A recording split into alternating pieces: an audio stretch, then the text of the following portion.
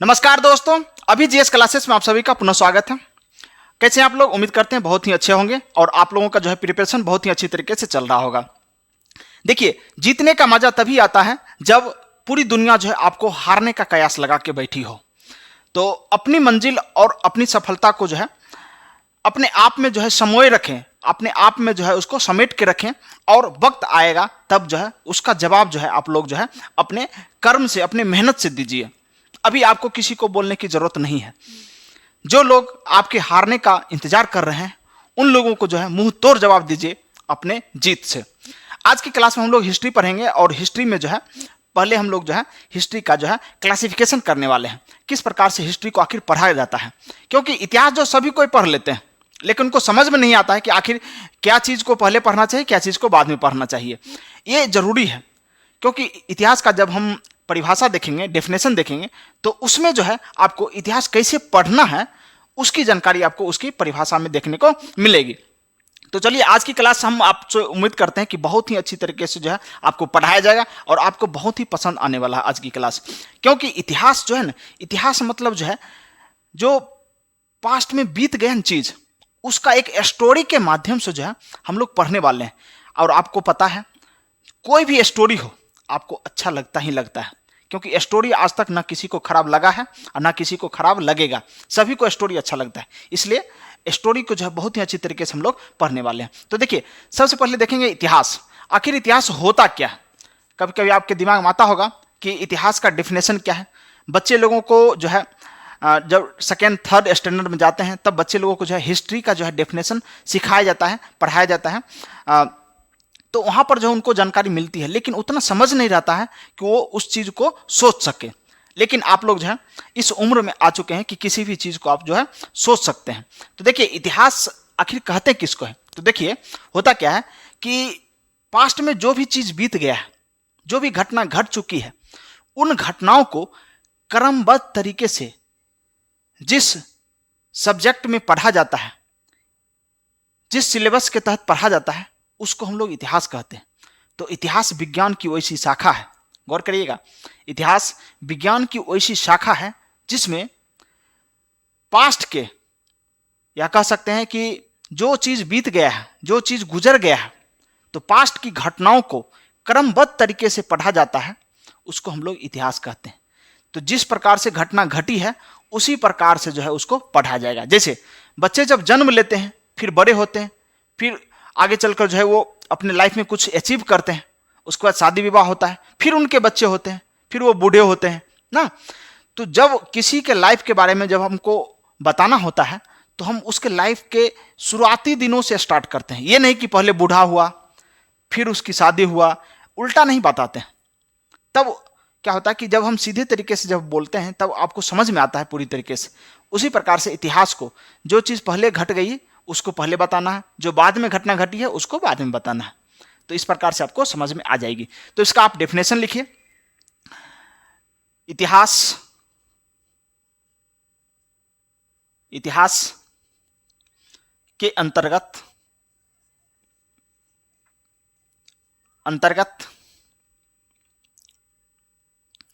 बीती हुई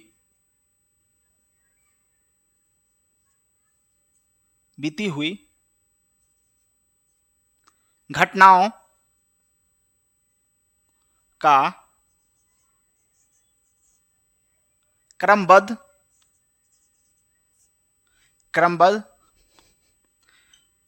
तरीकों से अध्ययन किया जाता है,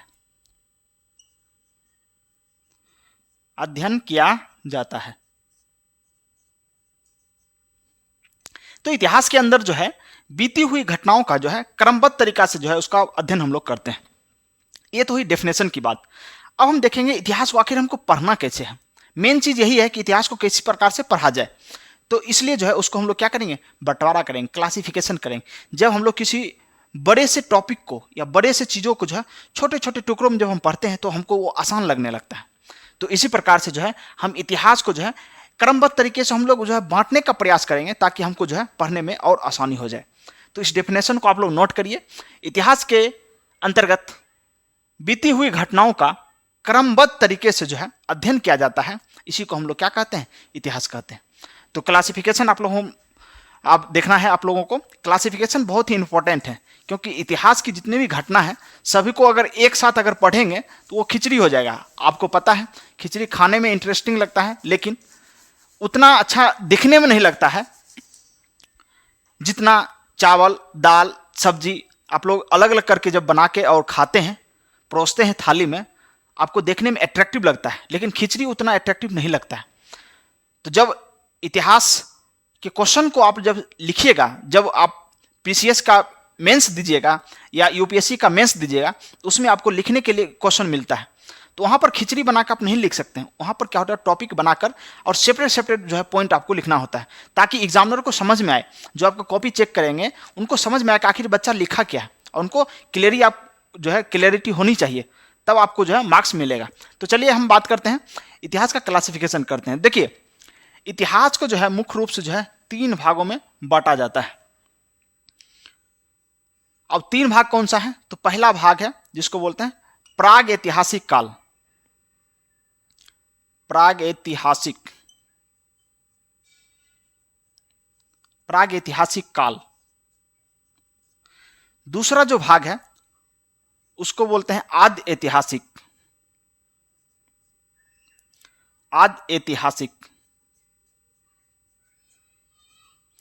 और तीसरा जो भाग है उसको बोलते हैं ऐतिहासिक काल।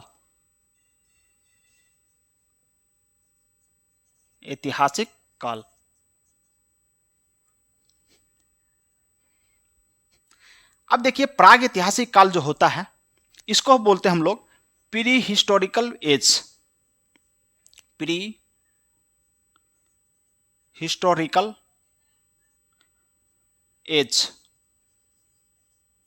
अब एज बोलिए या पीरियड बोलिए, क्योंकि प्राग ऐतिहासिक काल को हम लोग जो है प्री हिस्टोरिकल एज बोलते हैं। यानी प्री मतलब होता है पहले की घटना, यानी इतिहास के जिस पार्ट में, जिस खंड में हम लोग जो है सबसे पुराने जो आदि मानव थे उनके बारे में हम लोग जो पढ़ते हैं, उसको हम लोग किस भाग में पढ़ेंगे, तो प्री हिस्टोरिकल एज में पढ़ेंगे, जिसको हम लोग प्राग ऐतिहासिक काल कहते हैं। अब बात करते हैं प्रोटो हिस्टोरिक एज।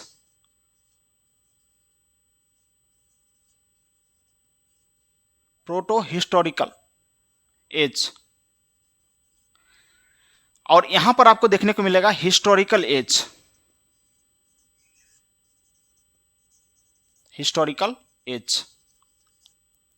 अब इतिहास में होता क्या है, इतिहास में हम लोग जो है काल, जब आप काल की बात करते हैं, काल मतलब होता है समय, काल की जब बात करते हैं तो यहां पर एज लिखिए या इसी को लिखिए पीरियड। काल बोलिए या इसी को बोलते हैं एज या पीरियड बोलते हैं। तो इतिहास में आप लोग को जो है ये समझ में आना चाहिए कि प्रागैतिहासिक काल को प्री हिस्टोरिकल एज कहते हैं, आद्य ऐतिहासिक काल को जो है प्रोटो हिस्टोरिकल एज कहते हैं, और ऐतिहासिक काल को हिस्टोरिकल एज कहते हैं। ये हुई पूरी की पूरी इतिहास को हम लोग 3 कालखंड में डिवाइड कर दिए। यानी जितना भी आपका इतिहास का सिलेबस है और जितनी घटना घटी है, चाहे वो भारतीय इतिहास हो चाहे वो विश्व की इतिहास हो, लेकिन हम लोग जो है वर्ल्ड हिस्ट्री बाद में पढ़ेंगे, पहले हम लोग इंडियन हिस्ट्री पढ़ेंगे। इंडियन हिस्ट्री पढ़ने के क्या होगा कि आपका जो है 90% सिलेबस जो है कवर हो जाता है इंडियन हिस्ट्री का, और इंडियन हिस्ट्री बहुत बड़ा जो है एक तरह से सिलेबस है, और कोई भी एग्जाम में जो है इंडियन हिस्ट्री से क्वेश्चन जो है अधिक देखने को मिलता है। वर्ल्ड हिस्ट्री से आपको 1-2 क्वेश्चन कभी कभी देखने को मिलता है, लेकिन उसको भी हम लोग कवर करेंगे, वो सेकेंड पार्ट हो जाएगा आपका। तो देखिए, प्राग ऐतिहासिक काल जो होता है, जिसको हम लोग जो है प्री हिस्टोरिकल एज कहते हैं, इसको क्या बोलते हैं, इसको क्या बोलते हैं और इसको क्या बोलते हैं। तो हम लोग जो है आप एक एक करके तीनों के बारे में हम लोग जानकारी लेंगे कि आखिर इसको हम लोग जो है किस प्रकार से अध्ययन करेंगे। तो देखिए, जब हम बात करते हैं प्री हिस्टोरिकल एज की, तो प्री हिस्टोरिकल एज में जो है इसमें जो है मनुष्य को जो है लिखना पढ़ना नहीं आता था। अब क्या होता है कि इससे पहले जो हम लोग जो है बात कर लेते हैं इसका क्लासिफिकेशन की, और उसके बाद हम लोग डेफिनेशन देख लेंगे। नहीं तो जो है पहले आप लोग डेफिनेशन देख सकते हैं, उसके बाद क्लासिफिकेशन देख सकते हैं, यानी एक एक करके जो है कोई भी चीज़ आप लोग देख सकते हैं। तो हम जो पहले डेफिनेशन देख लेते हैं कि आखिर जो है प्रागैतिहासिक काल कहते हैं किसको है। तो देखिए, प्रागैतिहासिक काल जो होता है इसमें मनुष्य को लिखना पढ़ना नहीं आता था, मनुष्य को लिखना या पढ़ना नहीं आता था, यानी मनुष्य को जो है लिखने पढ़ने का नॉलेज इसमें नहीं था इस काल में, प्रागैतिहासिक काल में। इसका मतलब हो गया प्रागैतिहासिक काल का जो है साक्ष्य हमको जो है नहीं के बराबर मिलेगा। क्यों? क्योंकि यहाँ पर जो है पढ़ने लिखने का साक्ष्य नहीं है, यानी मनुष्य को ना पढ़ना आता था ना ही लिखना आता था। आप जानते हैं, आगे हम बताएंगे आपको कि इतिहास का जो साक्ष्य मिलता है वो सबसे अधिक साक्ष्य जो हमको जो है किताबों के माध्यम से मिलता है, चित्रों के माध्यम से देखने को मिलता है। और वही चीज जो है आपको प्रागैतिहासिक काल में देखने को नहीं मिलता है, क्योंकि मनुष्य को यहाँ पर पढ़ना लिखना नहीं आता था। अब हम बात करेंगे प्रोटो हिस्टोरिकल एज में, यानी आद्य ऐतिहासिक काल में। अब इसमें क्या हुआ कि मनुष्य को जो है लिखना तो आता था, देखिए यहां पर लिखना आता था लेकिन पढ़ना नहीं आता था, पढ़ना नहीं आता था। तो इस काल में जो है मनुष्य को क्या हुआ, लिखने के लिए तो आ गया। देखिए बचपन में आपसे कहा जाता होगा कि बताओ बाबू लिखना आसान है कि पढ़ना आसान है, तो आप लोग कहते होंगे हमको लिखना आता है, यानी लिखना आसान है पढ़ना मुश्किल है। अब लिखने के लिए कोई कहेगा आपको तो ऐसे ऐसे करके कुछ ऐसे करके घस दीजिए, ये हो गया लिख दिए, लेकिन पढ़े क्या इसको, कुछ नहीं पढ़ सकते। इसलिए लिखना आसान है लेकिन पढ़ना मुश्किल है। तो इस काल के आद्य ऐतिहासिक काल के लोगों को लिखना आता था लेकिन पढ़ना नहीं आता। तो कहावत है कि मैं सजूं किसके लिए मोरा पिया अनहर है, तो मैं पढ़ूं क्या तुमने ऐसा लिख दिया। यानी लिखा भी तो चोट्टा ऐसा लिखा कि हम लोग पढ़ नहीं पाए। आज तक जो है हम लोग जो है प्री हिस्टोरिकल एज यानी आद्य ऐतिहासिक काल के जो है लिखे हुए चीज़ों को नहीं पढ़ पाए हैं, क्योंकि वो उन्होंने जो है इस प्रकार से लिखा कि हम लोग जो है अभी तक जो है उनका लिपि हमको समझ में नहीं आया। वो अपने अनुसार सही लिखे होंगे लेकिन अभी तक हम लोग को जो है ये प्राप्त नहीं हुआ कि वो किस प्रकार से वो लिखे हैं, उनके लिखावट को अभी तक हम लोग पढ़ नहीं पाए। तो यहाँ तक समझ में आ गया होगा आपको कि प्रागैतिहासिक काल में मनुष्य को लिखना पढ़ना नहीं आता था, और यहाँ पर लिखना आया लेकिन पढ़ना नहीं आया। अब हम बात करते हैं ऐतिहासिक काल की, जिसको हम लोग जो है हिस्टोरिकल एज कहते हैं। अब इसमें क्या हुआ, लिखना भी आ गया और पढ़ना भी आ गया। ये दोनों काम जो है यहाँ पर मनुष्य को आ गया बहुत ही अच्छी तरीके से। इसका मतलब ये हो गया ऐतिहासिक काल का जो है साक्ष्य जो है हमको बहुत अधिक देखने को मिलता है। ऐतिहासिक काल का साक्ष्य जो है एकदम भर भर के आपको देखने को मिलेगा। और इतिहास का मतलब होता है ऐतिहासिक काल, क्योंकि बच्चे लोगों को जो है सिर्फ यही पता होता है कि सर ऐतिहासिक काल पढ़ाइएगा ना, प्राचीन काल, मध्यकालीन भारत और जो है आधुनिक भारत, ये सब चीज़ पढ़ाइएगा ना, प्राचीन पूरा पढ़ाइएगा कि नहीं। बच्चे लोग सिर्फ इसका बात करते हैं ऐतिहासिक काल के, लेकिन ऐतिहासिक काल से पहले ये दो काल जो है ये भी बहुत ही इंपॉर्टेंट है और इसको भी पढ़ना बहुत ही आवश्यक है, और इसके बारे में भी आप लोगों को जानकारी दी जाएगी। ऐतिहासिक काल तो हम लोग बाद में पढ़ेंगे, पहले तो ये दोनों को निपटाना है, ये दोनों बहुत बड़ा टॉपिक है। तो देखिए ये आपको समझ में आ गया होगा कि लिखना पढ़ना आ गया, इसका मतलब सबसे अधिक जो है भर भर का जो है इतिहास का साक्ष्य कहाँ से मिलेगा, ऐतिहासिक काल से मिलेगा, और ज़्यादा ये प्रमाणिक होगा। यानी इसमें लिखा हुआ है और लिखकर हम लोग जो है वो जो लिखा हुआ है उसको हम लोग जो है अच्छी तरीके से पढ़ पाएँ। अब हम जो है इसका टाइम पीरियड की बात कर लेते हैं। देखिए प्रागैतिहासिक काल जो है, प्रागैतिहासिक काल की अगर टाइम पीरियड की हम बात करेंगे तो कहा जाता है कि 20 लाख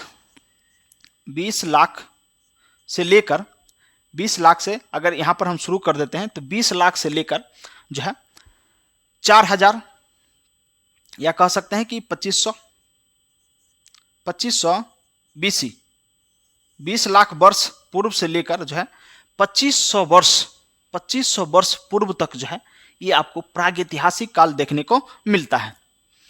यानी यहाँ से जो है आपको ये प्राप्त हो गया। अब 20 लाख वर्ष पूर्व क्यों कहते हैं, क्योंकि देखिए मानव सभ्यता का जो है विकास जो है पहली बार हुआ था अफ्रीका के क्षेत्र में, इसलिए मानवों का जो है पालना, यानी मानव जो जाति होता है, मानव जाति, उसका जो है पालना जो है वो अफ्रीका महादेश को कहा जाता है। और मानव की उत्पत्ति सर्वप्रथम जो है अफ्रीका महादेश में ही हुई, इसका पता लगाया गया।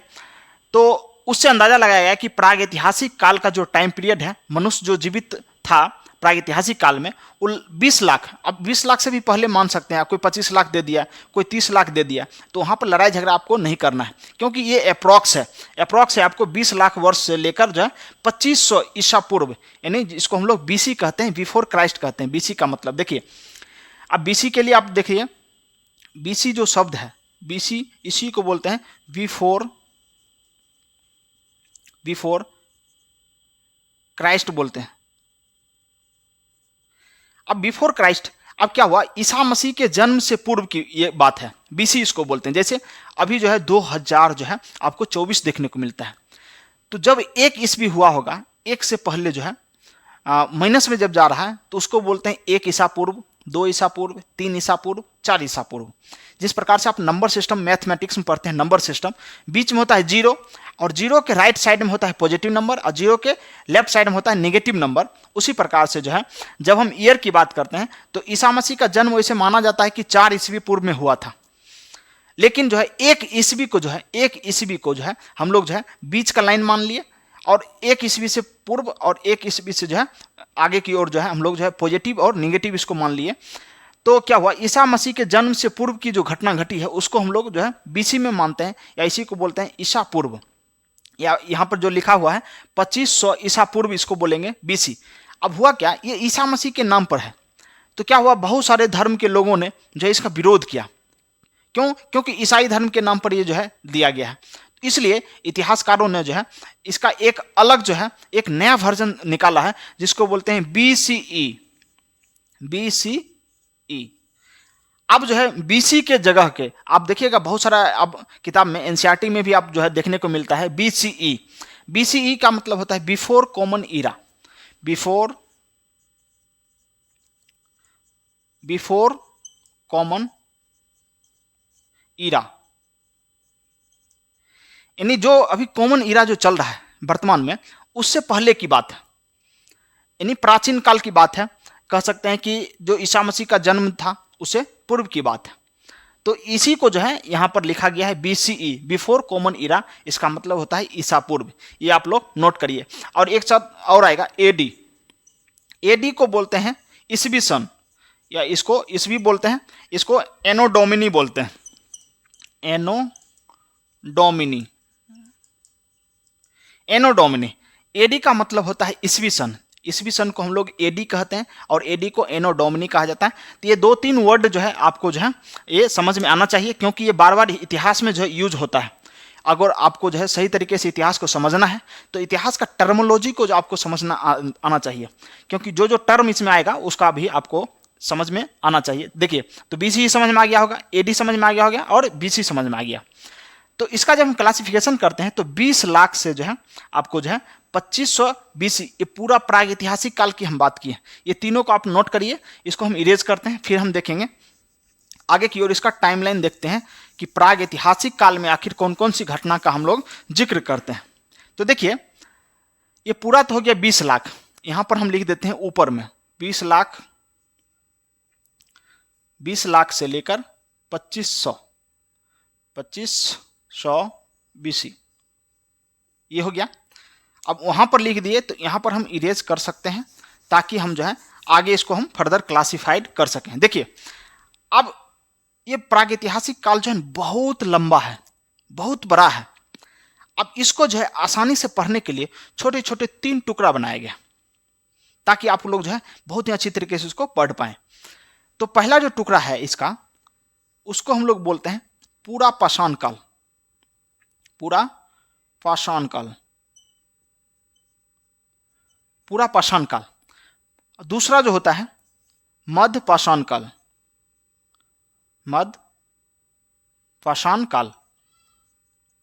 तीसरा जो होता है नव पाषाण काल।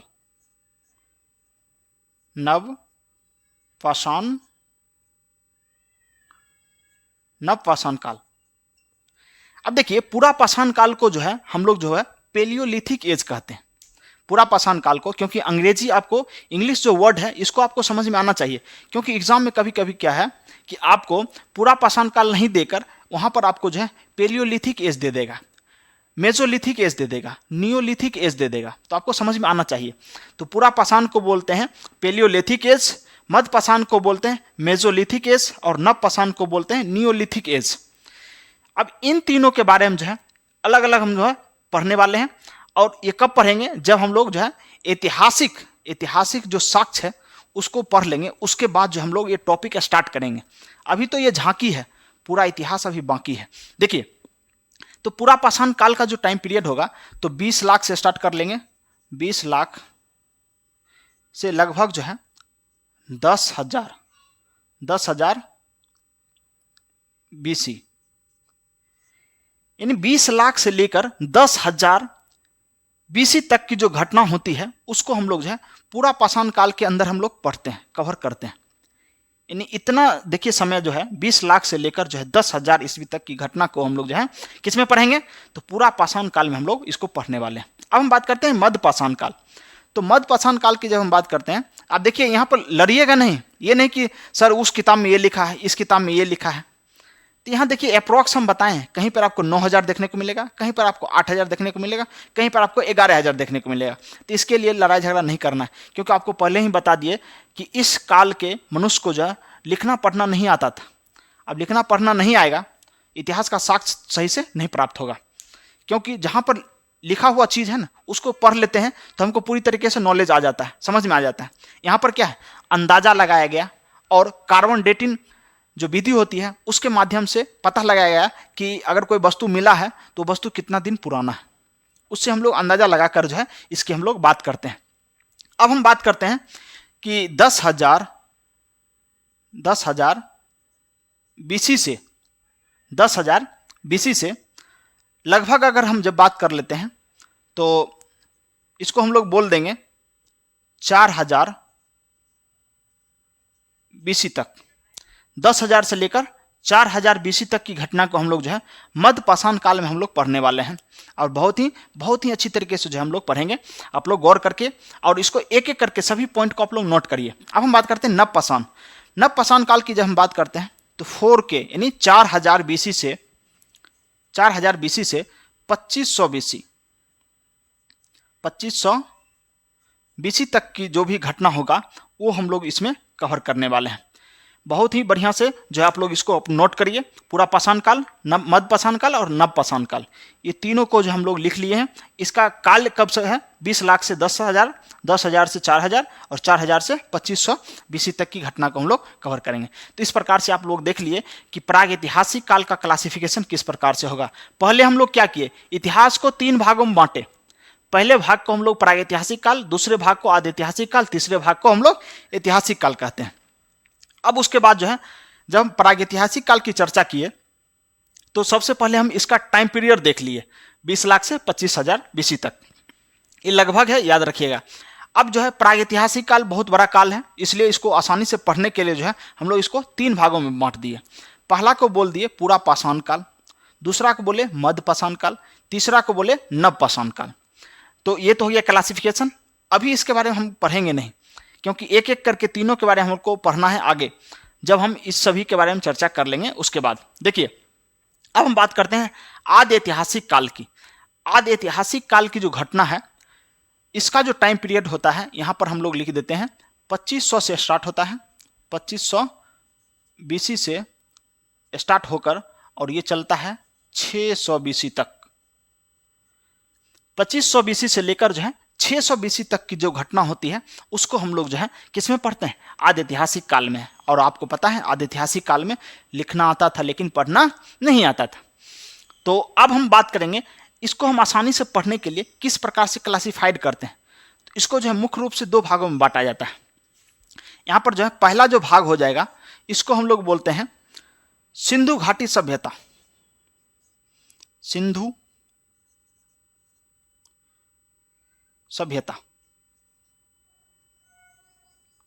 सिंधु सभ्यता बहुत ही इंपॉर्टेंट टॉपिक है आप लिए। आप लोगों को जो है बहुत ही अच्छी तरीके से इसको पढ़ना पड़ेगा, क्योंकि सिंधु सभ्यता से जो है बहुत सारा क्वेश्चन बनता है और विभिन्न एग्जाम में आप लोग को प्रीवियस ईयर क्वेश्चन उठाकर देखे होंगे, तो विभिन्न एग्जामों में जो है क्वेश्चन आपको यहाँ से देखने को मिलेगा। अब सिंधु सभ्यता की बात करते हैं तो सिंधु सभ्यता का टाइम पीरियड क्या होता है। तो सिंधु सभ्यता जो होता है 2500 से लेकर लगभग जो है कहीं कहीं आपको 2350 भी देखने को मिलेगा, तो लेकिन हम लोग जो है अप्रॉक्सीमेटली जो हम लोग देखेंगे 2500 से लेकर जो है 1500 BC तक की घटना को जो है इसमें हम लोग कवर करते हैं। तो यहाँ पर लिख देते हैं 2500 BC से 1500 BC 2500 से 1500 बीसी तक हम लोग जो है सिंधु घाटी सभ्यता के बारे में पढ़ेंगे। Indus valley civilisation, Indus valley civilisation जो था विश्व का प्रथम जो है शहरी सभ्यता था। अब सभ्यता किसको कहते हैं उस सब हम लोग एक एक करके जो है सभ्यता किसको कहते हैं, संस्कृति किसको कहते हैं, सब हम लोग जो है कवर करने वाले हैं। आपको जो है बहुत ही अच्छी तरीके से आपको इसको पढ़ना है और नोट्स बनाना है। अपना नोट्स और अपनी बीबी हमेशा काम आती है, ये आपको बार बार हम बोलते हैं और ये याद रखना पड़ेगा आपको। चलिए अब हम बात करते हैं दूसरा चीज जो इसमें हमको पढ़ना पड़ेगा उसको हम लोग बोलते हैं वैदिक सभ्यता।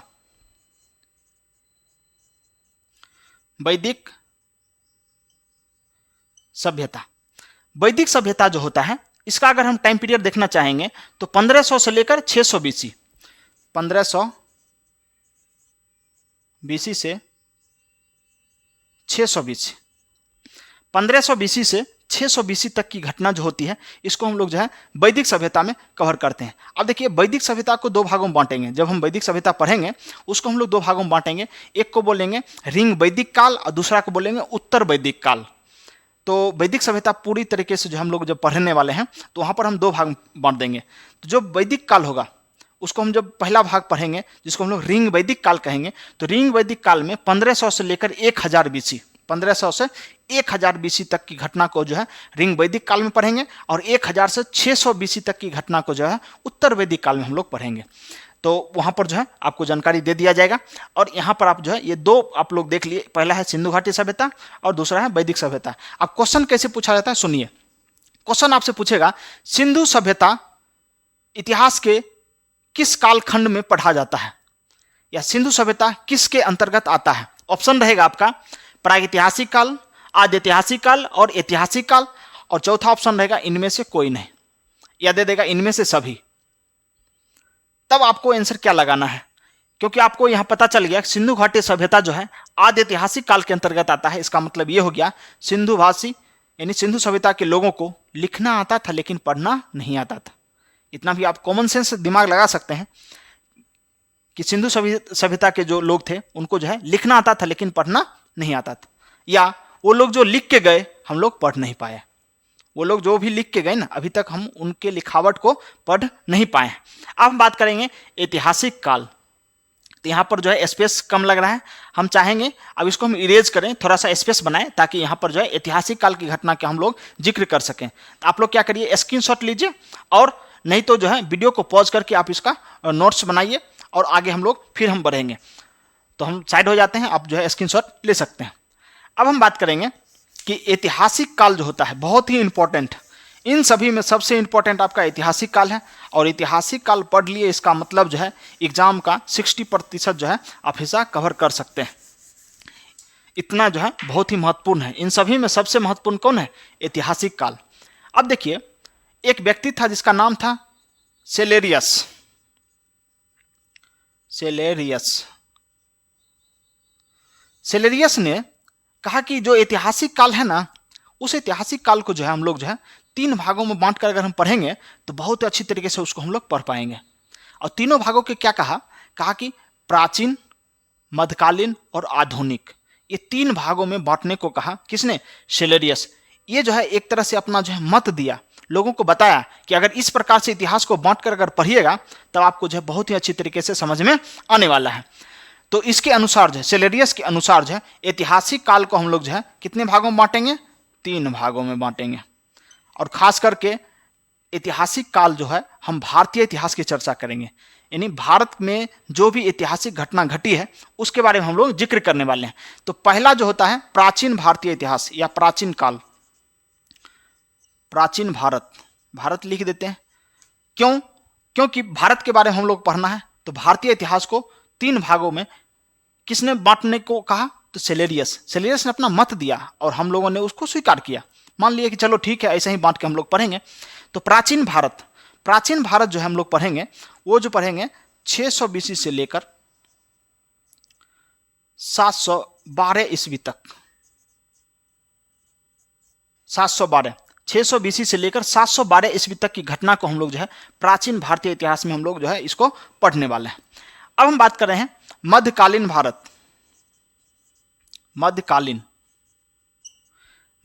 भारत की जब हम बात करते हैं तो 712 से लेकर 712 12 ईस्वी से लेकर 1707। अब देखिए 712 ईस्वी जो होता है ना, यहां पर एक महत्वपूर्ण घटना घटती है। अरबों का पहली बार भारत पर आक्रमण होता है। अरब का जो आक्रमणकारी था मोहम्मद बिन कासिम, उसने जो है भारत के सिंध क्षेत्र में जो है पहली बार जो है आक्रमण किया। तो वहां तक जो है हम लोग ये देखिए, एक तरह से जो है इतिहास को बांटकर पढ़ने का ये तरीका है। जरूरी नहीं कि हम जो बता दिए वही हो जाएगा प्राचीन भारत, ऐसा बिल्कुल नहीं है। आपको मानना है 600 ईस्वी तक तो वहां तक भी मान सकते हैं। आपको मानना है कि 650 ईस्वी, वहां भी मान सकते हैं। आपको मानना है कि 800 ईस्वी तक के प्राचीन भारत, आप भी मान सकते हैं। ये जरूरी नहीं कि हम जो बोल दिए वही सत्य है या सिलेरियस ने जो बोला वही सत्य है। इतिहास को हम किसी भी प्रकार से बांटकर हम पढ़ सकते हैं, लेकिन प्रॉपर तरीके से उसको पढ़ना पड़ता है।